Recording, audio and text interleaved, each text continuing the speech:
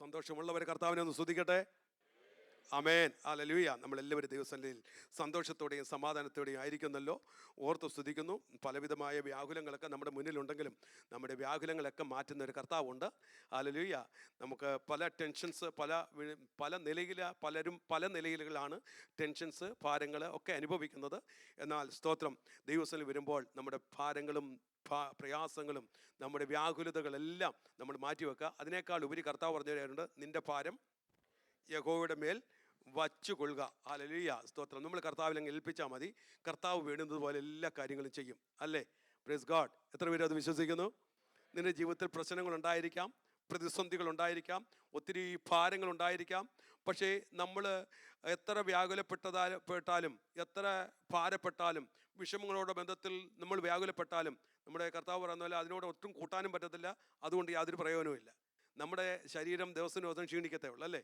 സ്തോത്രം. അതുകൊണ്ട് ഒത്തിരി ടെൻഷനൊന്നും നമ്മുടെ തലയിലോട്ട് വെക്കാതെ ഏത് പ്രശ്നങ്ങൾ വന്നാലും അതിനെ ദൈവസന്നിധിയിൽ ദൈവികമായ നിലയിൽ അഭിമുഖീകരിക്കാൻ നമ്മൾ പ്രാർത്ഥനയോടായിരുന്നാൽ കർത്താവ് എല്ലാം നടത്തും. ഒരു കാര്യം ഉറപ്പാണ്, ദൈവമക്കളുടെ ജീവിതത്തിൽ കർത്താവ് ദോഷത്തിനായിട്ടൊന്നും ചെയ്യത്തില്ല.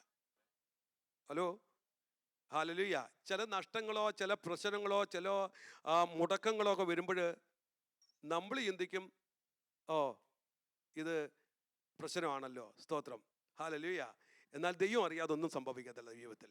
എല്ലാം ദൈവം, നമ്മൾ വചനത്തിൽ വായിക്കുന്നത് എല്ലാം നന്മയ്ക്കായി കൂടി വ്യാപരിക്കുന്നു. ആമേൻ, സ്തോത്രം. പിശാച് ചിലപ്പം തടസ്സങ്ങൾ കണ്ടിട്ട് സന്തോഷിക്കും. ആര് സന്തോഷിക്കും? പിശാച് സന്തോഷിക്കും. കർത്താവായ യേശുക്രിസ്തുവിനെ ക്രൂശിച്ച് മരിച്ചു കഴിഞ്ഞപ്പോൾ ഏറ്റവും കൂടുതൽ സന്തോഷിച്ച ആരാന്നറിയാമോ? പിശാചും അവൻ്റെ ശക്തികളുമാണ്. സ്തോത്രം, ഹല്ലേലൂയ.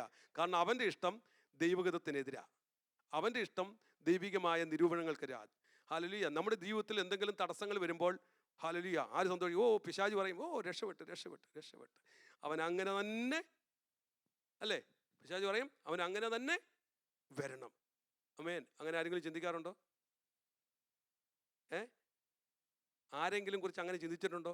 അത് അവൻ്റെ കയ്യിൽ ഉരുപ്പുണ്ടാ എന്ന് ചിന്തിച്ചിട്ടുണ്ടോ?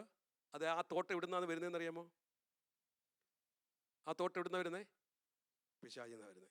സ്തോത്രം. അപ്പം അങ്ങനെയുള്ള തോട്ടിന് ഇടം കൊടുക്കല്ലേ. കാരണം devil is controlling your heart to think in that way. Amen. So അതുകൊണ്ട് ജീവിതത്തിൽ ഏത് പ്രശ്നം വന്നാലും think positively. It is the God's plan. It is the God's plan. ദൈവം അറിയാതെ നമ്മുടെ ജീവിതത്തിൽ ഒന്നും സംഭവിക്കത്തില്ല. Amen, hallelujah. അതുകൊണ്ട് പ്രാർത്ഥനയോടെ ഓരോ വിഷയങ്ങളെയും ആ തലത്തിൽ നമുക്ക് അഭിമുഖീകരിക്കാം. ഞാൻ ഒത്തിരി സമയമൊന്നും എടുക്കുന്നില്ല. ചെറിയൊരു ചിന്ത ഞാൻ പ്രിപ്പയർ ചെയ്ത് ദൈവസന്നിധിയിൽ കൊടുക്കുവാൻ അല്ലെങ്കിൽ ഷെയർ ചെയ്യുവാൻ വന്ന ഒരു മെസ്സേജിൽ നിന്നും വ്യത്യസ്തമായ നിലയിൽ ചെറിയൊരു ചിന്ത ഇന്ന് പകൽക്കാലം നിങ്ങളുമായി ഷെയർ ചെയ്തിട്ട് ഞാൻ വേഗത്തിലിരിക്കാൻ താല്പര്യപ്പെടുകയാണ്. സ്തോത്രം. നമുക്ക് സമയം അധികം മുന്നിലില്ലല്ലോ. സ്തോത്രം, ഹല്ലേലൂയ. ഇന്നത്തെ നമ്മൾ വായിച്ച സങ്കീർത്തനത്തിൽ തന്നെ ഒരു വാക്യം പറയുന്നുണ്ട്. സ്തോത്രം. നിന്റെ വഴി ഭൂമിയിലും നിന്റെ രക്ഷ സകല ജാതികളുടെ ഇടയിൽ അറിയിക്കേണ്ടതിന് തന്നെ. സ്തോത്രം. അപ്പോൾ ദൈവത്തിൻ്റെ ഒരു ഉദ്ദേശമാണ് അവിടെ പണിത്. ദൈവത്തിൻ്റെ ഒരു പർപ്പസാണ് നമുക്കവിടെ കാണാൻ കഴിയുന്നത്. സ്തോത്രം. അപ്പോൾ നമ്മുടെ ജീവിതത്തെക്കുറിച്ച് ദൈവത്തിനൊരു ഉദ്ദേശമുണ്ട്. There's A purpose. ദൈവത്തിൻ്റെ ഒരു പദ്ധതി നമ്മുടെ ജീവിതത്തെ കുറിച്ചുണ്ട്. ഹല്ലേലൂയ. ആകയാൽ ഇന്ന് പകൽക്കാലം അത് നമ്മൾ തിരിച്ചറിയണം. അപ്പോൾ ദൈവികമായ പദ്ധതി എന്താണ് എന്നുള്ളത് നമ്മൾ ചിന്തിക്കുന്നത്. ഒരു വേദഭാഗം വായിക്കാം. അപ്പോസ്തല പ്രവൃത്തി, റോമൻസ് ചാപ്റ്റർ 9 വേഴ്സ് 17. റോമർക്ക് ലേഖനം 9-ാം അധ്യായം 17-ാം വാക്യം. ഇതിനായിട്ട് തന്നെ ഞാൻ നിന്നെ നിർത്തിയിരിക്കുന്നത്, നിന്നിൽ എന്റെ ശക്തി കാണിക്കേണ്ടതിനും എന്റെ നാമം സർവ്വഭൂമിയിലും പ്രസ്താവിക്കേണ്ടതിനും തന്നെ എന്ന് തിരുവെഴുത്തിൽ ഫറവോനോട് അരുളി ചെയ്യുന്നു. സ്തോത്രം. അവിടെ പറഞ്ഞിരിക്കുന്നത് ഇങ്ങനെയാണ്: ഇതിനായിട്ട് തന്നെ ഞാൻ നിന്നെ നിർത്തിയിരിക്കുന്നത്, നിന്നിൽ എൻ്റെ ശക്തി കാണിക്കേണ്ടതിനും എൻ്റെ നാമം സർവ്വഭൂമിയിലും പ്രസ്താവിക്കേണ്ടതിനും തന്നെ എന്ന് തിരുവെഴുത്തിൽ ഫറവോനോട് അരുളി ചെയ്യുന്നു. ഈ വേദഭാഗം നമുക്കറിയാം. റോമർക്ക് ലേഖനം 9:17 പൗലോസ് പഴയ നിയമത്തിലൊരു വാക്യം കോട്ട് ചെയ്തിട്ട് എഴുതിയിരിക്കുന്ന, അല്ലെങ്കിൽ ഒരു വ്യക്തിത്വത്തെ കോട്ട് ചെയ്ത് പറഞ്ഞിരിക്കുന്ന ഒരു വേദഭാഗമാണ് ഇവിടെ നമുക്ക് കാണാൻ കഴിയുന്നത്. സ്തോത്രം. അപ്പോൾ ഈ വാക്യം പ്രധാനമായിട്ടും 3 കാര്യങ്ങളാണ്. 1, ദൈവത്തിൻ്റെ പരമാധികാരത്തെ കാണിക്കുന്നു. 2, ദൈവികമായ ഉദ്ദേശത്തെ വെളിപ്പെടുത്തുന്നു. അപ്പോൾ ഓരോരുത്തരെ കുറിച്ച് ദൈവത്തിന് എന്തുണ്ട്? ഒരു പദ്ധതി പദ്ധതി ഉണ്ട് അല്ലേ? സ്തോത്രം. ദൈവത്തിന് നമ്മെക്കുറിച്ച് ഒരു പദ്ധതി ഉണ്ട്. ഏറ്റവും വേഴ്സ് ലൈഫ് എന്ന് പറയുന്നത്, ഒരു ഏറ്റവും മോശപ്പെട്ട ജീവിതം എന്ന് പറയുന്നത്, സ്തോത്രം, ലക്ഷ്യമില്ലാതെ ഉദ്ദേശമില്ലാതെ ജീവിക്കുന്ന ജീവിതമാണ്. ഇപ്പം നമ്മുടെ ജീവിതം എന്ന് പറഞ്ഞാൽ, സ്തോത്രം, ഒരു ലക്ഷ്യമില്ലാതെ ഒരു ഉദ്ദേശമില്ലാത്ത ജീവിതമാണ് ഏറ്റവും മോശപ്പെട്ട. The worst kind of life is A life without A purpose. കർത്താവിന് നമ്മെക്കുറിച്ച് എന്തുണ്ട്? ഒരു ഉദ്ദേശമുണ്ട് അല്ലേ? എന്നെക്കുറിച്ച്, നിങ്ങളെക്കുറിച്ച്, ഇവിടെ ഇരിക്കുന്ന ഓരോരുത്തരെ കുറിച്ച് കർത്താവിന് ഒരു ഉദ്ദേശമുണ്ട്. കാരണം നമ്മൾ അമ്മയുടെ ഭിന്നാകാരമായിരുന്നപ്പോൾ തന്നെ ആര് കണ്ടു നമ്മളെ? ഹലോ, കർത്താവ് നമ്മെ കണ്ട. അന്ന് കണ്ട കണ്ണ് എന്ന് വരെ നമ്മുടെ മേലുണ്ടാകും. നമ്മൾ ഈ ഭൂമിയിൽ നിന്ന് പോകുന്നിടം വരെയും നമ്മോടൊപ്പം കർത്താവ് കാണും എല്ലായ്പ്പോഴും. അപ്പോൾ നമ്മെ ദൈവം സൃഷ്ടിച്ചതിൻ്റെ പിന്നിൽ ദൈവത്തിന് വ്യക്തമായ ഒരു ഉദ്ദേശമുണ്ട്. ദൈവത്തിൻ്റെ പർപ്പസിന് വേണ്ടിയാണ് കർത്താവ് നമ്മെ സൃഷ്ടിച്ചിരിക്കുന്നത്. കൊലോസ്യ ലേഖനം 1:16 പറഞ്ഞിരിക്കുന്ന വാക്യം ഇങ്ങനെയാണ്: സകലതും അവൻ മുഖാന്തരവും അവനായിട്ടും, അല്ലേ? സകലതും അവൻ, വായിച്ചേ, സകലതും അവൻ മുഖാന്തരം സൃഷ്ടിക്കപ്പെട്ടു, അവൻ മുഖാന്തരവും അവനായിട്ടും സകലവും സൃഷ്ടിക്കപ്പെട്ടിരിക്കുന്നു. അവൻ മുഖാന്തരവും അവനായിട്ടും സൃഷ്ടിക്കപ്പെട്ടിരിക്കുന്നു എന്നാ പറഞ്ഞു. അപ്പം നമ്മെ ദൈവം സൃഷ്ടിച്ചത് എന്തിനു വേണ്ടിയാ? ദൈവത്തിന് എന്തിനു വേണ്ടിയാ? സ്തോത്രം. നമ്മൾ ആ ഒരു നിലയിൽ, ആ ഒരു ഉത്തരവാദിത്വം കണ്ടുകൊണ്ട്, ആ ഒരു വസ്തുത തിരിച്ചറിഞ്ഞിട്ടാണോ നമ്മുടെ ജീവിതം നമ്മൾ നയിക്കാറുള്ളത്? എന്നെ ദൈവം സൃഷ്ടിച്ചത് ദൈവത്തിൻ്റെ പദ്ധതിക്ക് വേണ്ടിയാണെന്ന് ഉത്തമ ബോധ്യം നമ്മുടെ ഉള്ളിലുണ്ടാകണം. സ്തോത്രം. ഇവിടെ സംഗീതത്തിൽ വ്യക്തി പറയുന്നത്, പൗലോസ് പറയുന്നത്, നമ്മൾ നമുക്ക് വേണ്ടി മാത്രമല്ല ജീവിക്കേണ്ടത്. മനസ്സിലാവുന്നുണ്ട്? നമ്മുടെ ജീവിതത്തിൽ നമ്മൾക്ക് വേണ്ടി മാത്രം ജീവിക്കാൻ മതി, അതല്ല ദൈവത്തിൻ്റെ പദ്ധതി. നമ്മൾ ഈ ലോകത്ത് ജീവിക്കുക, നമ്മുടെ ജീവിതം കണ്ടാൽ നമ്മൾക്ക് വേണ്ടി, നമ്മുടെ കുടുംബത്തിന് വേണ്ടി, നമ്മുടെ ഭാര്യയ്ക്ക് വേണ്ടി, ഭർത്താവിന് വേണ്ടി മാത്രം അങ്ങ് ജീവിക്കാൻ നിയമിക്കരുത്. നമ്മെക്കുറിച്ചുള്ള ദൈവത്തിൻ്റെ പദ്ധതി ദൈവത്തിന് വേണ്ടിയാണ് നമ്മെ സൃഷ്ടിച്ചിരിക്കുന്നത്, ദൈവത്തിൻ്റെ ഉദ്ദേശത്തിന് വേണ്ടിയാണ്. സ്തോത്രം. Hallelujah. We are created for God എന്ന് പറഞ്ഞ ദൈവത്തിന് വേണ്ടി. ഹല്ലേലൂയ. ഈ സത്യം പലപ്പോഴും നമ്മൾ മനസ്സിലാകാത്തത് കൊണ്ടാണ് ദൈവിക പദ്ധതി നമ്മളിൽ കൂടെ പൂർത്തീകരിക്കപ്പെടാത്തത്. സ്തോത്രം. അപ്പോൾ ഇന്ന് പകൽക്കാലം ദൈവം എന്തിനു വേണ്ടിയാണ്, ദൈവം സൃഷ്ടിച്ചതിൻ്റെ പിന്നിൽ ദൈവത്തിന് ഉദ്ദേശമുണ്ട്, അൾട്ടിമേറ്റ് ആയിട്ടൊരു ഉദ്ദേശമുണ്ട്. ഈ അൾട്ടിമേറ്റ് എയിം അല്ലെങ്കിൽ പർപ്പസ് എന്ന് മറന്നു പോകരുത്. ഞാൻ എപ്പോഴും നിങ്ങളുടെ എനിക്ക് ഓർപ്പിക്കുന്ന, വ്യാഴാഴ്ച പ്രാർത്ഥനയിലൊക്കെ പറയുന്ന ഒരു ഉദാഹരണമുണ്ട്. നമ്മുടെ കയ്യിൽ ലഭിച്ചിരിക്കുന്ന മൊബൈൽ ഫോൺ, അല്ലേ? സ്തോത്രം. എപ്പോഴും ഞാൻ പറയാറുള്ളതാ, മൊബൈൽ ഫോണിൻ്റെ അൾട്ടിമേറ്റ് എയിം എന്തുവാ? ഫോൺ നമ്മുടെ ഇരിക്കുന്ന നമ്മുടെ ഇതല്ലേ, ഫോണല്ലേ? കമ്മ്യൂണിക്കേഷൻ, അല്ലേ? കമ്മ്യൂണിക്കേഷൻ, അതാണ് മെയിൻ. ഇത് ഇല്ലെങ്കിലും പല ഉപയോഗങ്ങളുണ്ട്, അല്ലേ? ഇപ്പൊ ഇന്ന് എന്തൊക്കെ ഉണ്ട് അതിനകത്ത്? ഇൻസ്റ്റാഗ്രാം ഒക്കെ സോഷ്യൽ വർക്ക്, അതല്ല പറഞ്ഞത്, സോഷ്യൽ നെറ്റ്വർക്ക് അതല്ല ഉദ്ദേശിക്കുന്നത്. അതിൻ്റെ അകത്തുള്ള ഫങ്ഷൻസ്,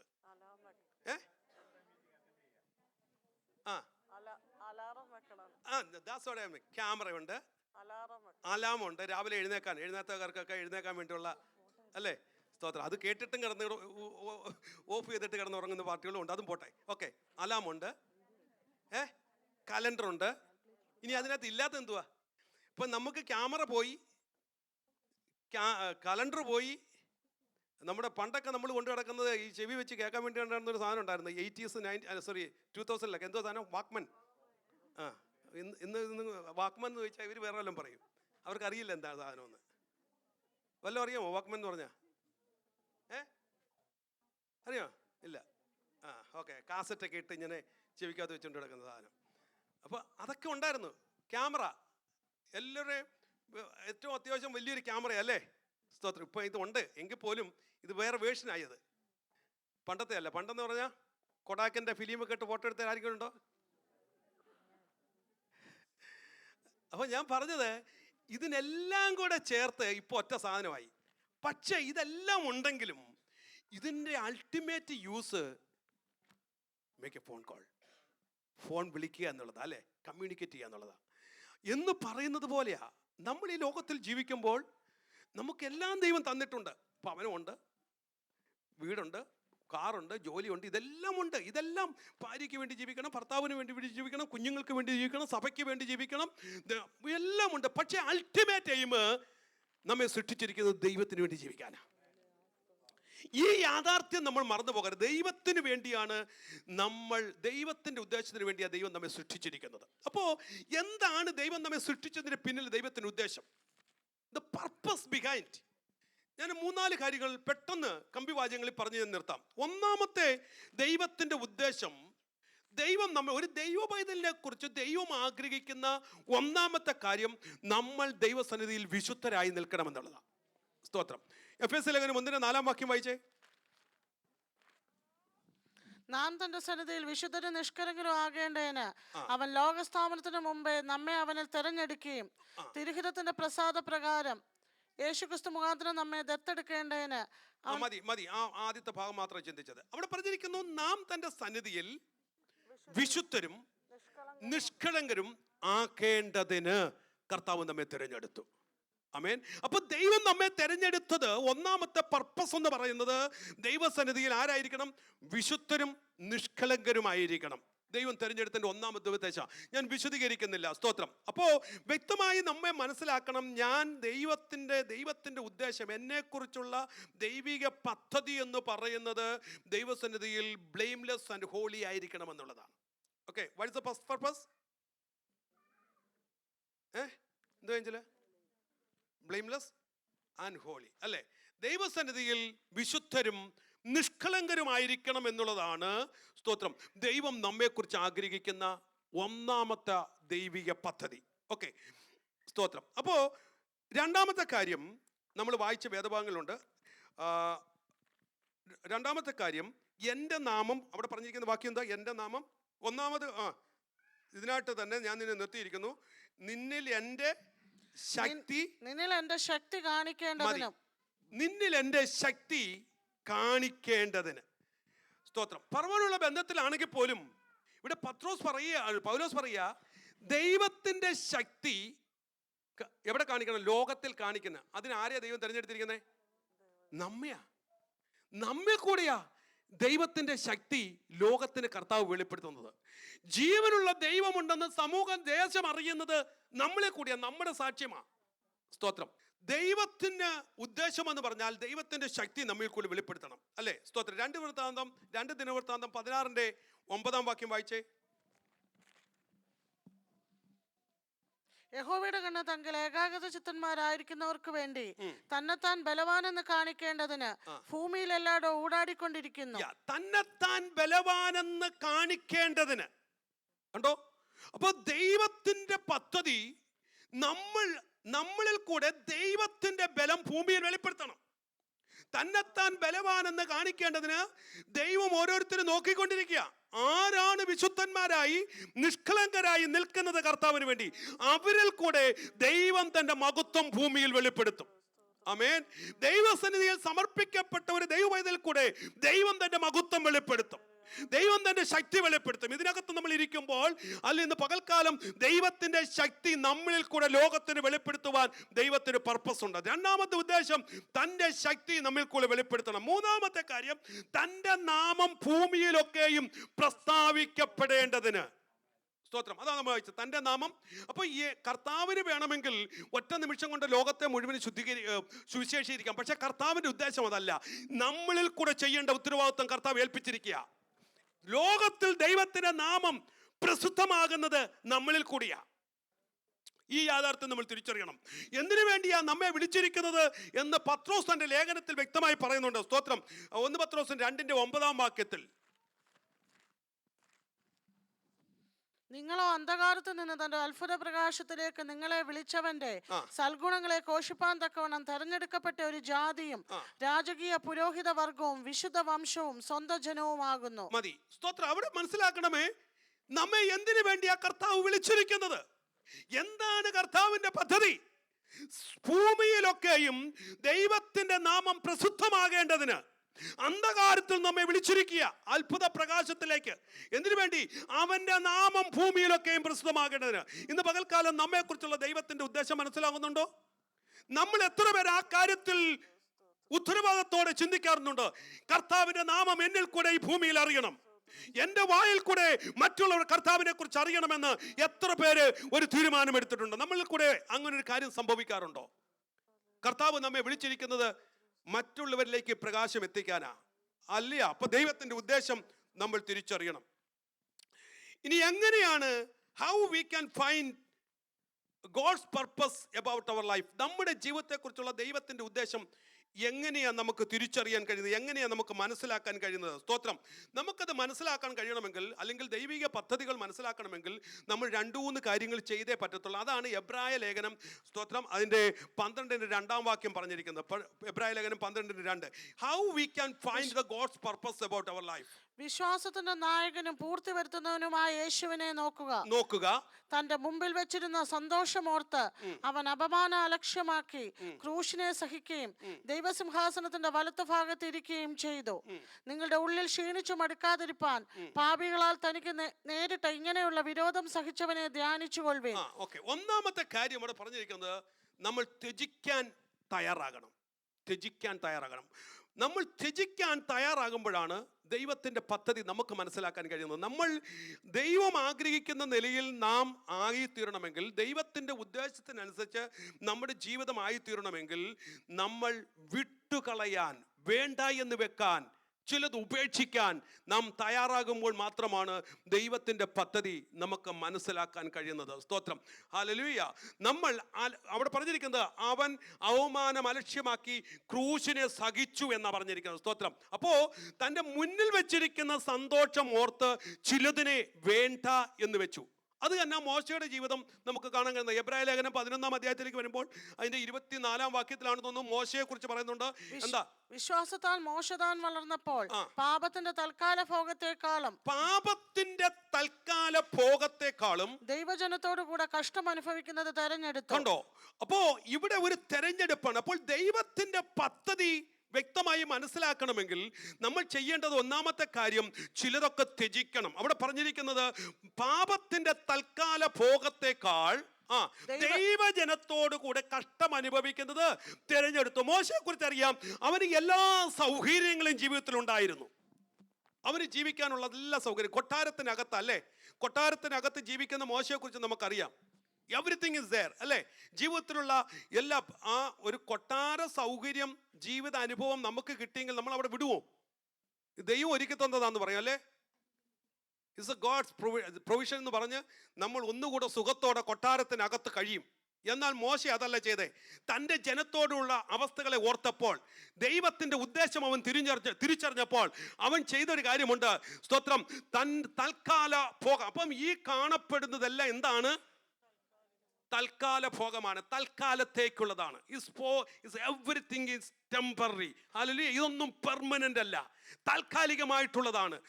ഇത് തിരിച്ചറിയുന്നവനെ ദൈവത്തിന്റെ ഉദ്ദേശം മനസ്സിലാക്കാൻ പറ്റത്തുള്ളൂ. If you want to know the purpose of God, the ultimate aim is, ultimate things which you have to do is forget and forsake what behind. പിറകിലുള്ളതിനെ നമ്മൾ എന്ത് ചെയ്യണം? ഉപേക്ഷിക്കണം, ത്യജിക്കണം. മോശ ചെയ്ത അങ്ങനെയാണ്. സ്തോത്രം, ഹല്ലേലൂയ. അവൻ വളർന്നപ്പോൾ പാപത്തിന്റെ തൽക്കാല ഭോഗത്തെക്കാളും ദൈവജനത്തോടുകൂടെ കഷ്ടം അനുഭവിക്കുന്നത് തിരഞ്ഞെടുത്തു. അപ്പോൾ ദൈവത്തിന്റെ പദ്ധതി അറിയണമെങ്കിൽ ഒന്നാമത് ത്യജിക്കാൻ തയ്യാറാകണം. സ്തോത്രം. നമ്മുടെ ജീവിതത്തിൽ ഒരു കാര്യം വ്യക്തമാണ്.